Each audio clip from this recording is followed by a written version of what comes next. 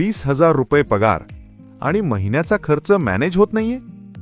खरं सांगायचं तर पैसा कमी असणं ही समस्या नाही, योग्य प्लॅनिंग नसणं ही खरी अडचण आहे. योग्य आर्थिक नियोजन केल्यावर 20,000 रुपयांतही महिना व्यवस्थित मॅनेज होऊ शकतो. चला पाहूया एक साधं मनी ब्रेकडाऊन.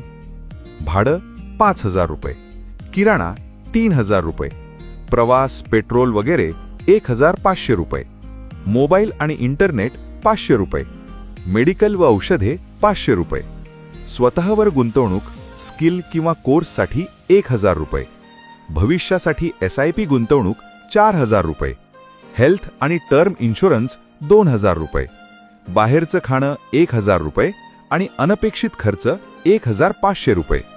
हे सगळं करूनही महिना बॅलन्स राहतो आणि भविष्यही सुरक्षित होतं. लक्षात ठेवा, पैसा कमी असला तरी प्लॅनिंग मोठं असेल तर भविष्य आपोआप बदलतं.